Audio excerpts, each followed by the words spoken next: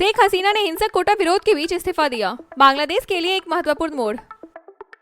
घटनाओं के एक नाटकीय मोड़ में बांग्लादेश की प्रधानमंत्री शेख हसीना ने कोटा विरोध के बढ़ते मामलों के बीच इस्तीफा दे दिया और देश छोड़कर भाग गई। यह अप्रत्याशित कदम बांग्लादेशी राजनीति में एक महत्वपूर्ण क्षण है, जिसका देश के भविष्य पर व्यापक प्रभाव पड़ेगा। यह लेख स्थिति के मुख्य विवरणों पर प्रकाश डालता है, अंतर्निहित कारणों का विश्लेषण करता है और बांग्लादेश के लिए संभावित परिणामों की योजना बनाता है।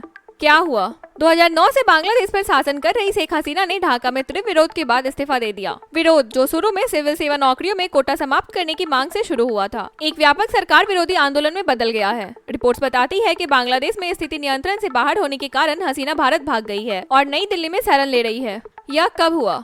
पिछले एक महीने से विरोध प्रदर्शन बढ़ रहे हैं, लेकिन हाल ही में स्थिति एक महत्वपूर्ण बिंदु पर पहुंच गई, जब प्रदर्शनकारियों ने प्रधानमंत्री के आवास पर धावा बोल दिया। प्रदर्शनकारियों पर दमनात्मक कार्रवाई की गई है, जिसमें पिछले महीने ही लगभग 300 लोग मारे गए हैं। शेख हसीना का इस्तीफा और भारत पलायन हिंसा और अशांति की इसी पृष्ठभूमि में हुआ।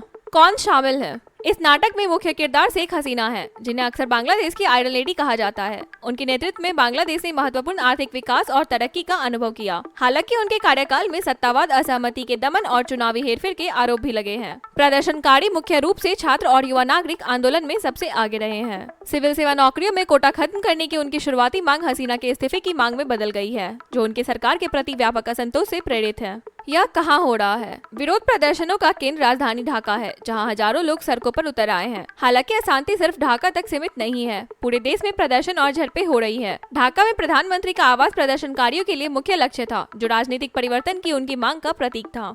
विश्लेषण, ऐसा क्यों हुआ? बांग्लादेश में मौजूदा संकट में कई कारकों ने योगदान दिया है। शुरू में विरोध प्रदर्शन बांग्लादेश मुक्ति युद्ध में भाग लेने वाले बच्चों के लिए सिविल सेवा नौकरियों को आरक्षित करने के सरकार के फैसले की प्रतिक्रिया थी। इस कदम को हसीना द्वारा अपने राजनीतिक आधार को मजबूत करने के प्रयास के रूप में देखा गया था, लेकिन युवाओं ने इसका कड़ा विरोध किया, जिन्हें लगा कि उनके अवसरों को अनुचित रूप से प्रतिबंधित किया जा रहा है। समय के साथ विरोध प्रदर्शन हसीना की सरकार के खिलाफ व्यापक शिकायतों का प्रतिनिधित्व करने लगे हैं। हाल के वर्षों में अर्थव्यवस्था संघर्ष कर रही है, जिसमें रोजगार के अवसर और विदेशी निवेश में गिरावट आई है। भ्रष्टाचार और भाई भतीजावाद ने जनता के असंतोष को और बढ़ा दिया है। विरोध प्रदर्शनों पर भारी प्रतिक्रिया, जिसके परिणाम स्वरूप कई मौतें हुई, ने प्रदर्शनकारियों के गुस्से और दृढ़ संकल्प को और बढ़ा दिया है। भविष्य संबंधी note.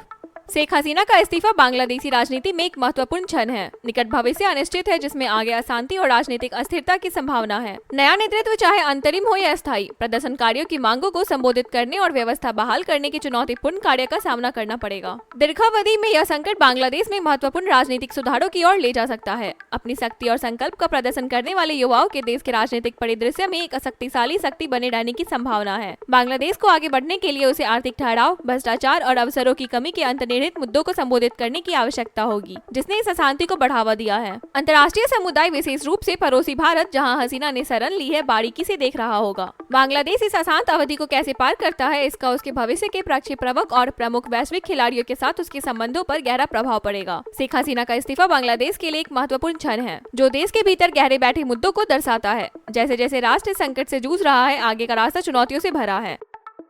Thank you so much for watching this video. Don't forget to like, comment, share, and subscribe.